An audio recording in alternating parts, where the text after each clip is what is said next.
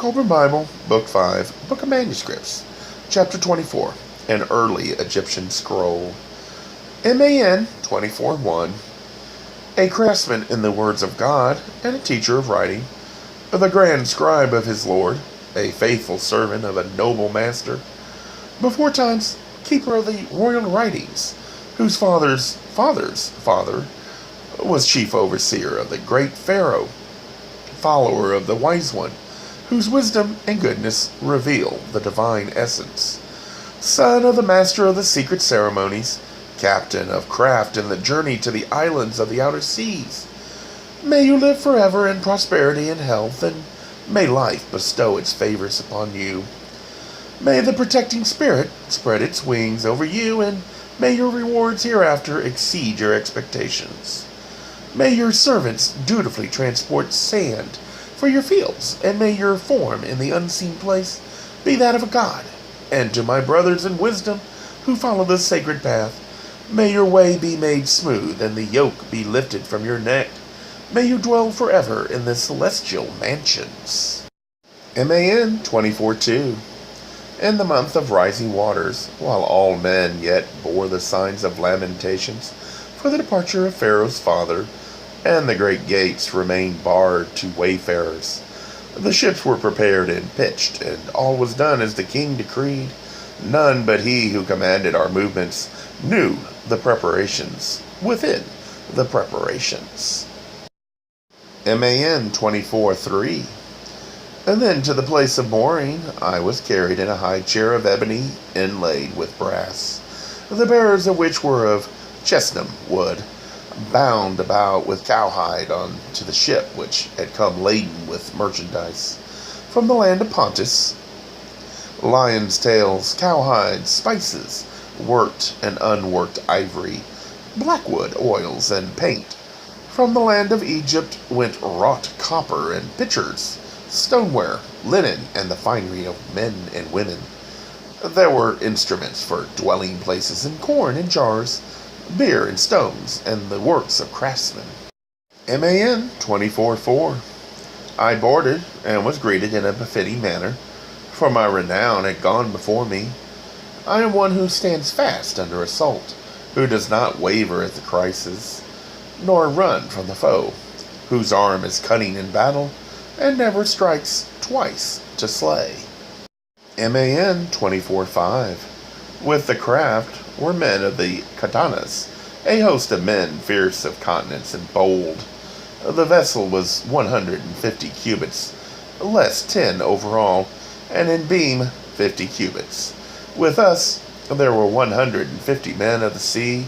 The other craft with us was 100 cubits overall, and in beam 30 cubits, and had 90 men of the sea.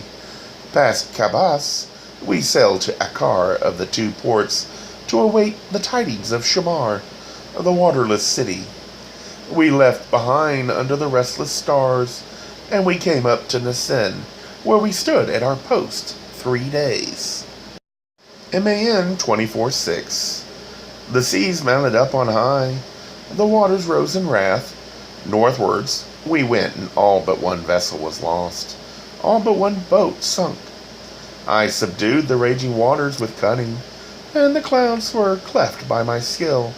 After many days were past, we came to the land in peace. We were not cast upon the shore.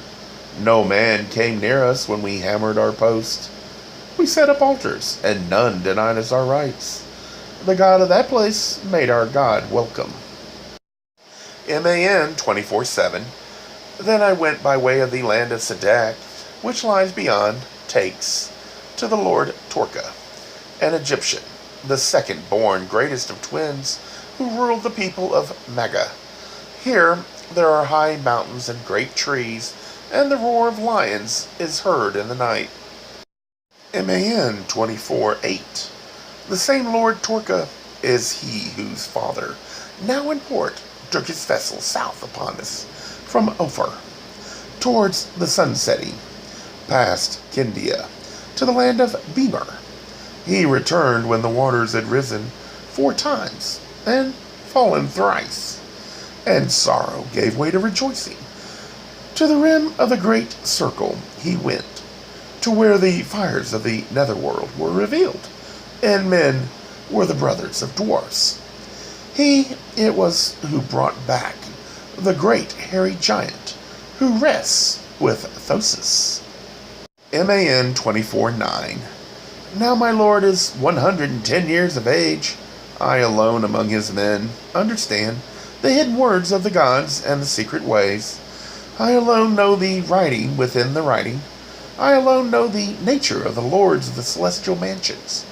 Therefore, the words of God come to you by the hand of the servant of the great God, the guardian of the book. Thus you may know all that has been made known to those who have slept in the house of the gods. MAN 24:10. Keep the writings as they now are for your children and your children's children.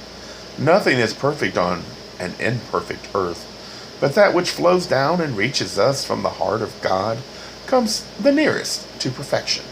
The pure waters are sullied only by the imperfect and impure vessel in which they are caught. MAN 24:11. As it is written, so let it be rewritten. As it is written, so let it be done.